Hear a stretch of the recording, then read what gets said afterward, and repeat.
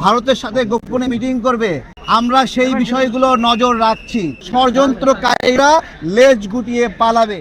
তারেক রহমানকে তার বাবার মতো সুযোগ্য মানুষ হওয়ার তৌফিক দান করেন। আগামীর প্রধানমন্ত্রী যিনি হবেন তাকে দেশের মানুষ সশরীরে দেখছে।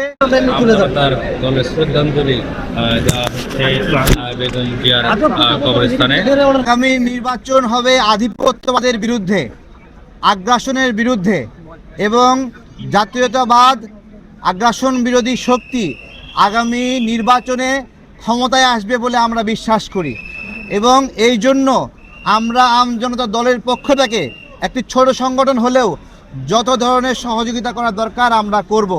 এবং এর বিরুদ্ধে যারাই ষড়যন্ত্র করবে, ভারতের সাথে গোপনে মিটিং করবে, আতাত করবে, বিদেশি শক্তির সাথে মিটিং করবে, আমরা সেই বিষয়গুলো নজর রাখছি।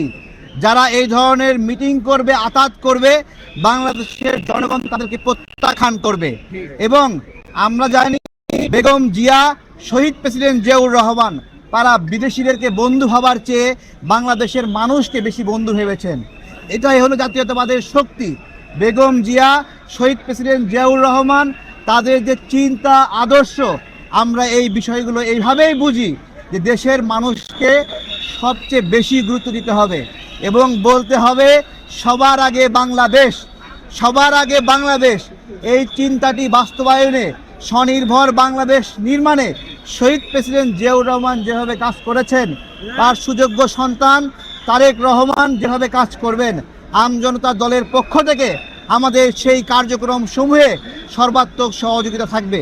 আজকে আমরা দোয়া করতে এসেছিলাম, আমরা সবাই দোয়ায় অংশ নিয়েছি। সবাই দোয়া করবেন গণতন্ত্রের জন্য, দেশের জন্য। শহীদ প্রেসিডেন্ট জিয়াউর রহমানের যে অবদান এবং তার সহধর্মিণী বগুড়ার পুত্রবধূ ফেনীর সন্তান বেগম খালেদা জিয়া যে অবদানটুকু রেখেছেন, আল্লাহ তাদের সেই অবদানকে কবুল করে নেন এবং ভারপ্রাপ্ত চেয়ারম্যান তারেক রহমানকে তার বাবার মতো সুযোগ্য মানুষ হওয়ার তৌফিক দান করেন, মায়ের মতো ভালো কাজ করার তৌফিক দান করেন।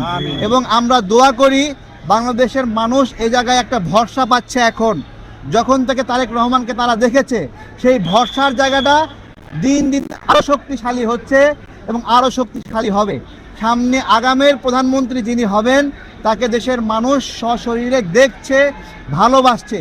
আমরা মনে করি বিভিন্ন ষড়যন্ত্র হচ্ছে, কিন্তু যখন টেকনাফ থেকে তেঁতুলিয়া বাংলাদেশের পক্ষে বাংলাদেশপন্থীরা মার্চ শুরু করবে, তখন ষড়যন্ত্রকারীরা লেজ গুটিয়ে পালাবে।